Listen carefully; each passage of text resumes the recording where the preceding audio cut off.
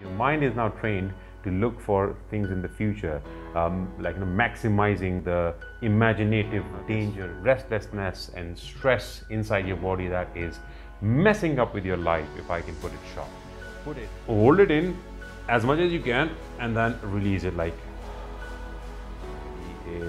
pose down on this area of your body.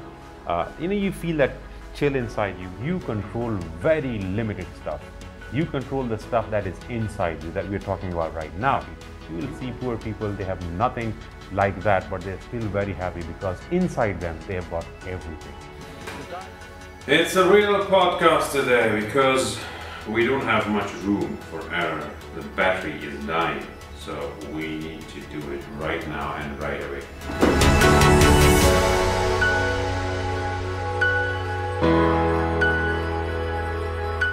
Hi everyone, welcome to The Loop, and today is podcast number 5. Guys, in the last podcast we talked about anxiety and the two approaches that we can take in tackling that anxiety, the external approach and the internal approach. Now this is such a big topic to cover in 10 minutes, so I decided to do another one and further elaborate because too many things were missing in the last episode, and I'm sure you must have felt the same way. So we'll be having more and more stuff in the future as well on anxiety, but today we're going to talk more about the internal approach that we can take, because clearly that was the winner in the last podcast. So we will further talk about, in tackling anxiety or overcoming anxiety, the most important thing you can do is taking the internal approach by fixing it from the inside.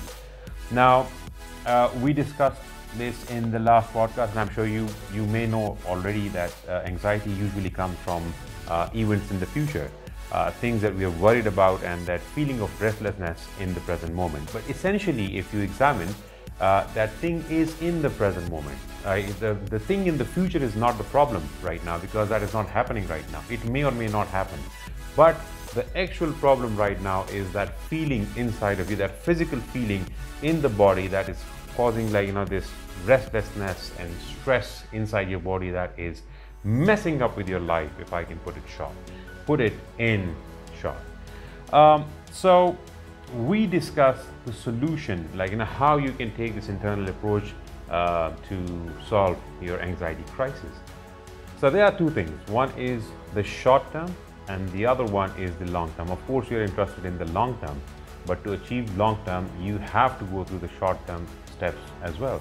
And the short term steps are really important because you need to do something about that feeling of restlessness and nervousness right now. So the short term approaches are also very important, but eventually it's the long term process or the long term solution that we're going to talk about. Now the first thing that you can do while doing the short term is by telling the body right now that nothing wrong is happening right now. There is no lion approaching you. There is no imminent threat right now in front of you. So you need to tell your body to calm down, because essentially it is the body that is basically telling the mind and telling you that things are wrong. By your heart is racing, shortness of breath, sweaty palms, and overall that excess cortisol, the stress hormone in your body, the adrenaline, all these things are telling, the physical things that are telling your brain that there's imminent danger and you need to do something about it. So you need to tell your body that nothing is happening right now. And one of the most effective way you can do that in the short term, doing that right now, is by breathing exercises. Now what I mean by that is, when you are in that moment, you need to take a deep breath in, hold it in as much as you can, and then release it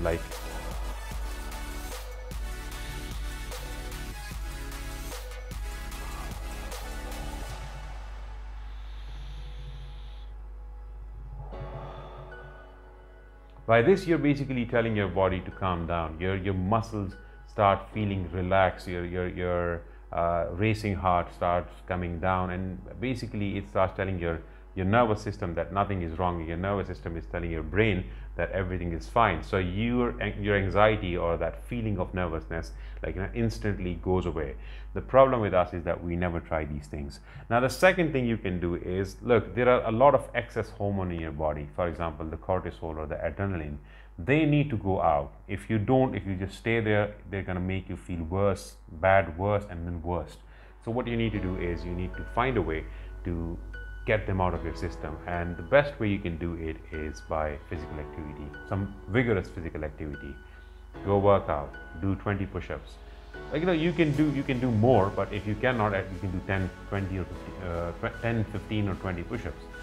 You can just go out, have a run for 10, 15, 20 minutes. If any sport is available, go out and play. Do some vigorous physical activity so that cortisol or that adrenaline in your body can be used for good purpose, and that is the physical activity.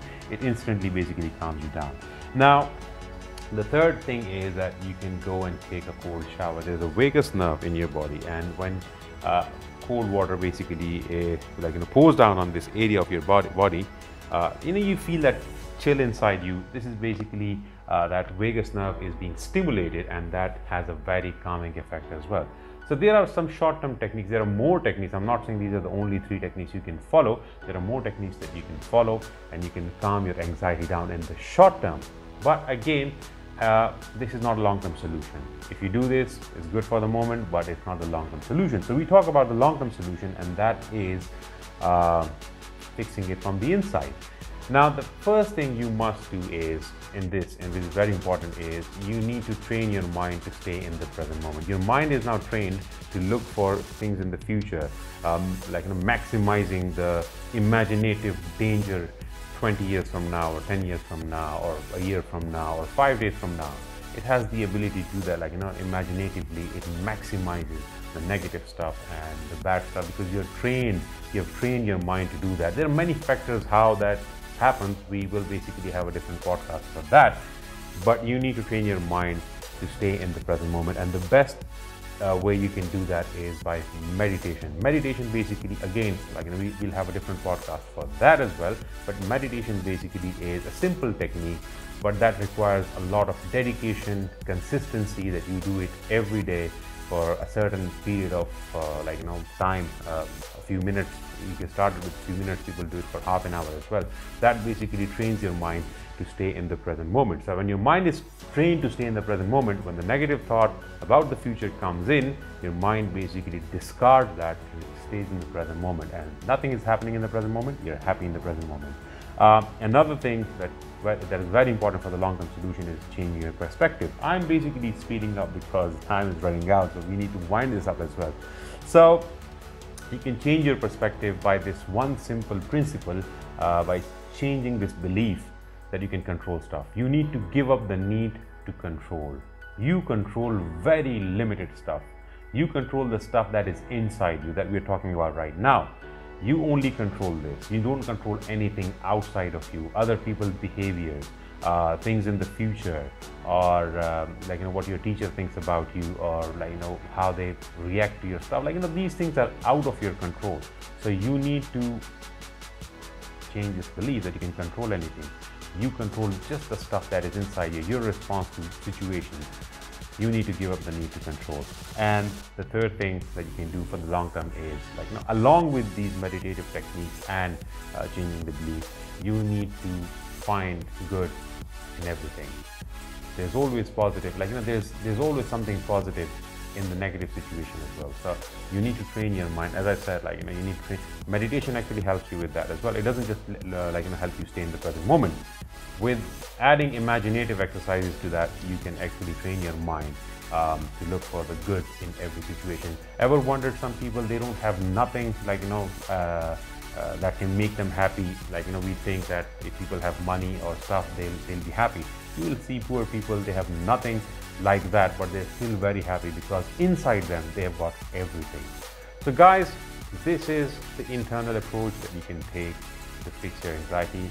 We're going to meet in the next podcast, and that is going to be number 6. Goodbye for now.